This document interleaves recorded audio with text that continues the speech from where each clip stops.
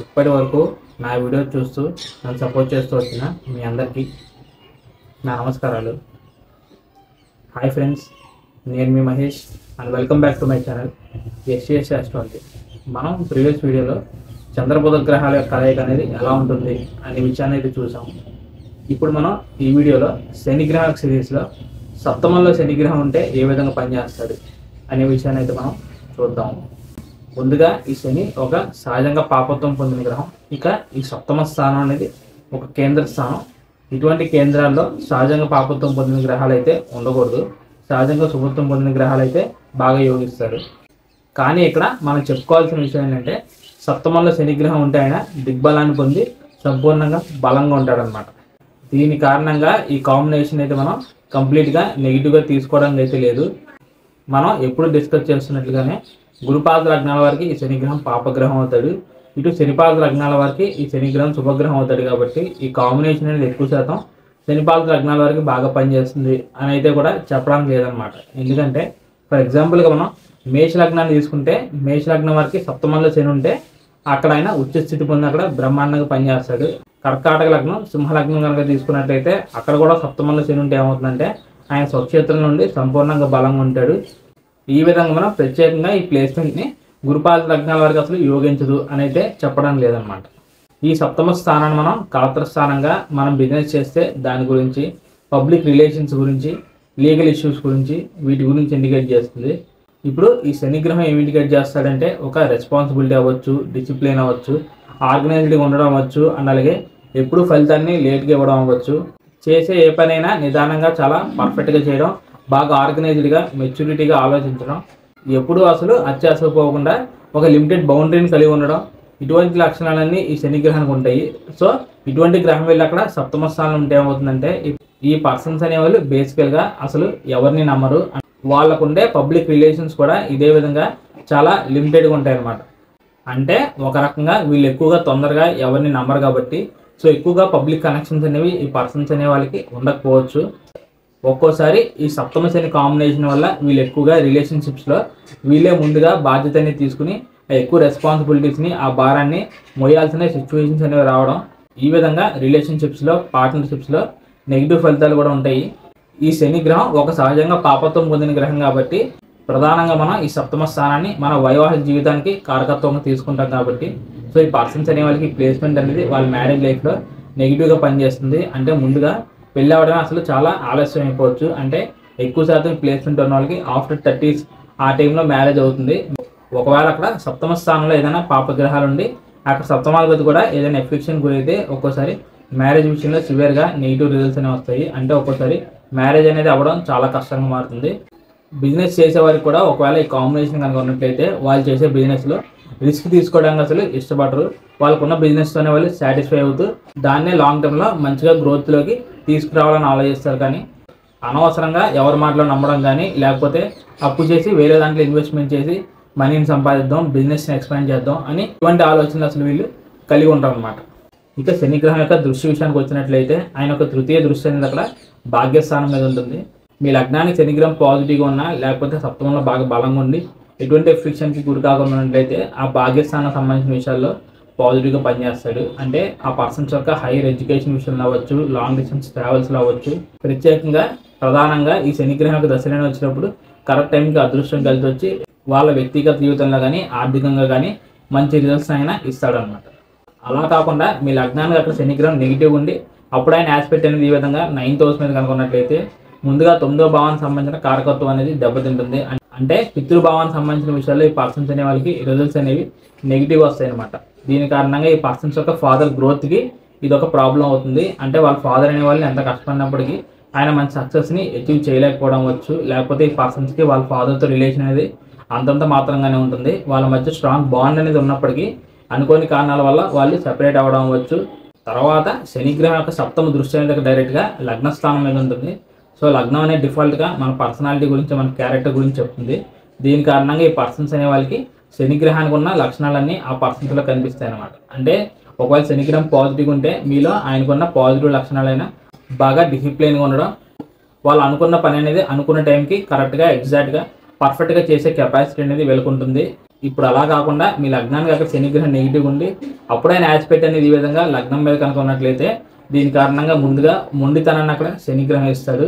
And అలాగే ఈ person చేసే ప్రతి పని ఆయన డిలే చేయడం జరుగుతుంది. దీని కారణంగా ఒక్కోసారి ఇది బద్ధకానికి కూడా దారితీస్తుంది. అక్కడ శనిగ్రహం సప్తమంలో నెగిటివ్ ఉన్నాడు కాబట్టి ఈ కాంబినేషన్ అనేది వాళ్ళ మ్యారేజ్ లైఫ్ కూడా అంత మంచిది కాదు. తరచుగా ఎప్పుడు మ్యారేజ్ లైఫ్లో ఏదో ఒక ప్రాబ్లమ్స్ అండ్ ఇష్యూస్ అనేవి రావడం, ఇంకా ఎక్కువ పాపగ్రహాల యొక్క ప్రభావం అనేది సప్తమ స్థానం మీద కనుగొన్నట్లయితే ఒక్కోసారి భార్యాభర్తలు అనేవాళ్ళు సెపరేట్ అవ్వడం, ఇటువంటి ఫలితాలు కూడా అక్కడ వస్తాయి అన్నమాట. ఇక చివరిగా శనిగ్రహం యొక్క బలమైన దశమ దృష్టి అనేది అక్కడ చతుర్థ స్థానం మీద ఉంటుంది. ఒకవేళ మీకు శనిగ్రహం పాజిటివ్ ఉండి అప్పుడు ఈ విధంగా ఆస్పెక్ట్ కనుక ఉన్నట్లయితే ఈ పర్సన్స్ అనే వాళ్ళకి ప్రాపర్టీస్ విషయంలో, ల్యాండ్స్ విషయంలో చాలా అద్భుతంగా ఫలితాలు అనేవి వస్తాయి. వాళ్ళ స్టార్టింగ్ లైఫ్లో సొంతంగా ఎటువంటి ఇల్లులు స్థలాలు లేనప్పటికీ వాళ్ళు ఎదిగే కొద్దీ లాంగ్ టర్మ్ విషయంలో వీటన్నిటిని చాలా చక్కగా సమకూర్చుకుంటారు అన్నమాట. ఒకవేళ మీ లగ్నానికి శనిగ్రహం అక్కడ నెగిటివ్ ఉంటూ అప్పుడైన దశమ దృష్టి అనేది ఈ చతుర్థ స్థానం మీద కనుక ఉన్నట్లయితే ముందుగా చతుర్థ స్థానం సంబంధించిన కారకత్వం అనేది దెబ్బతింటుంది. అంటే దాన్ని మనం మాతృభావంగా తీసుకుంటాం కాబట్టి ఈ పర్సన్స్ అనే వాళ్ళకి మదర్తో రిలేషన్ అనేది చాలా వీక్గా ఉండొచ్చు. అనుకోని కారణాల వల్ల మదర్తో సెపరేట్ అవ్వడం కానీ, వాళ్ళ మదర్ నుంచి కానీ, లేకపోతే మదర్ సైడ్ రిలేటివ్స్ నుంచి కానీ ఆ రావాల్సిన సపోర్ట్ అండ్ లవ్ అనేది వీళ్ళకి రాకపోవడం అవ్వచ్చు. ఈ విధంగా నెగిటివ్ ఫలితాలు అనేవి ఉంటాయి. ఓన్లీ మాతృభావం విషయంలోనే కాదు, సొంతంగా ఇల్లు కట్టుకోవాలన్నా, ప్రాపర్టీస్ కొనాలన్నా, ల్యాండ్స్ కొనాలన్నా ఈ విషయాల్లో కూడా వీళ్ళకి ఫలితాలు అనేవి ప్రతికూలంగా పనిచేస్తాయి అన్నమాట. ఇక చివరిగా ఈ కాన్సెప్ట్ అనేది మీకు బాగా అర్థం అవడానికి ఒక ఎగ్జాంపుల్ తీసుకుని నేను డిస్కస్ చేస్తాను. నేను ఇక్కడ మీన లగ్నాన్ని తీసుకుని సప్తమ స్థానంలో ఈ శనిగ్రహాన్ని తీసుకున్నాను. బేసికల్గా ఇది ఒక గురుపాలిత లగ్నం. సో వీరికి శనిగ్రహం అసలు సరిగ్గా పనిచేయడు.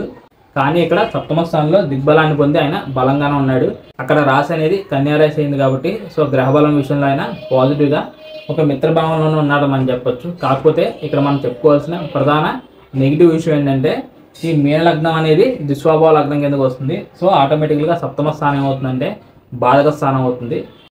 ఈ విధంగా డిఫాల్ట్గా మీన లగ్నం వారికి శనిగ్రహం ఒక పాపగ్రహం అవుతూ అందులోనూ కారకత్వం విషయాల్లో కూడా ఒక దుస్థానానికి ఆధిపత్యం వస్తూ ఇంకా దానికి తోడు బాధక స్థానంలో ఆయన ఉన్నాడు కాబట్టి సో కంప్లీట్గా అక్కడ నెగిటివ్ రిజల్ట్స్ని 100కి 95% ఇచ్చేదానికి అవకాశాలు ఉంటాయి.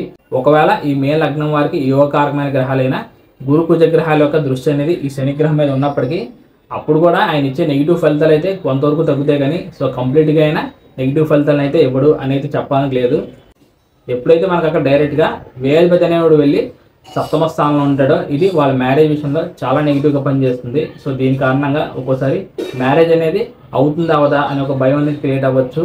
ఒకవేళ మ్యారేజ్ అనేది ఏదైనా కుదిరినా ఆఫ్టర్ 30-35 తర్వాతే కుదురుతుంది.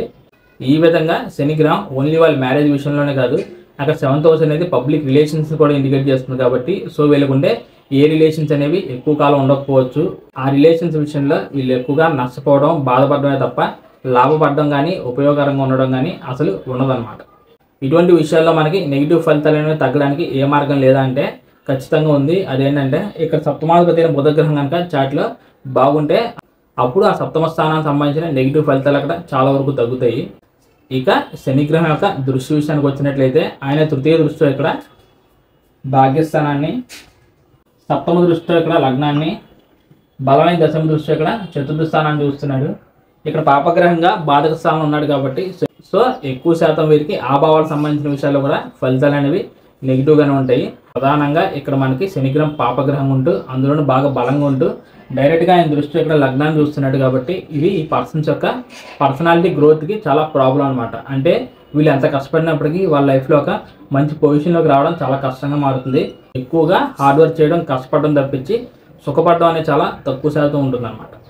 ఇంకా మనం ఈ కాన్సెప్ట్ గురించి డెప్త్గా అనాలిసిస్ అనేది చేయాలంటే ఇక్కడ శనిగ్రహం ఎన్ని డిగ్రీల దగ్గర ఉన్నాడు, ఏ గ్రహాలతో కలిశాడు, ఈ మీన లగ్నానికి శుభగ్రహాల యొక్క దృష్టి అనేది ఈ శనిగ్రహం మీద ఉందా, లేకపోతే ఇంకా పాపగ్రహాలైన రాహు లాంటి గ్రహాలు ఇన్ని ఏమైనా ప్రభావితం చేస్తున్నాయా, నవాంశ చక్రంలో ఎలా ఉన్నాడు, ఈ పర్సన్స్ అనే వాళ్ళకి అసలు ఈ శని దశలు ఎప్పుడు వచ్చినాయి, ఏలినాటి శని కానీ అష్టమ శని కానీ ఏమైనా నడుస్తున్నాయా అని ఈ విధంగా మనం గోచారాన్ని కూడా అనాలిసిస్ చేసిన తర్వాత మాత్రమే ఫైనల్గా ఏ లగ్నం వారికైనా సప్తమ శని ఎంతవరకు పాజిటివ్గా పనిచేస్తాడు అండ్ అలాగే ఎంతవరకు నెగిటివ్గా పనిచేస్తాడు అనే విషయాన్ని అయితే మనం ఫైనలైజ్ చేయాలన్నమాట. ఇది ఫ్రెండ్స్ నా అనాలిసిస్ అనేది సప్తమ స్థానంలో శనిగ్రహం ఉంటే ఏ విధంగా పనిచేస్తాడు అనే విషయం గురించి. ఈ వీడియోలో కాన్సెప్ట్ అనేది మీకు బాగా అర్థమైందని అనుకుంటున్నాను అండ్ అలాగే ఇందులో ఇన్ఫర్మేషన్ అనేది మీకు బాగా యూజ్ అవుతుందని నేను భావిస్తాను. ఇంకా మీకు ఈ వీడియోలో ఏదైనా డౌట్స్ ఉంటే మీరు తప్పకుండా కమెంట్ చేయండి, నేను దానికి రెస్పాండ్ అవుతాను. So thank you friends. Thank you for watching my video and thank you so much for your time. నా సైడ్ నుంచి చిన్న రిక్వెస్ట్ ఏంటంటే మీలో ఎవరికైనా ఇందులో ఉన్న కంటెంట్ అనేది నచ్చితే మాత్రమే ఈ వీడియోని లైక్ చేసి నా ఛానల్ సబ్స్క్రైబ్ చేసుకోండి. ఇక చివరిగా ఎవరికైనా పర్సనల్గా కన్సల్టేషన్ తీసుకోవాలి అనే ఉద్దేశం కనుక ఉన్నట్లయితే స్క్రీన్ మీద కనిపిస్తున్న నెంబర్కి వాట్సాప్ కాల్ చేయండి. ఇంకా వచ్చే తర్వాత వీడియోలో మంచి ఇంట్రెస్టింగ్ కాన్సెప్ట్స్తో నేను మీ ముందుకు వస్తాను. అప్పటి వరకు bye friends, see you very soon and Jai Hind.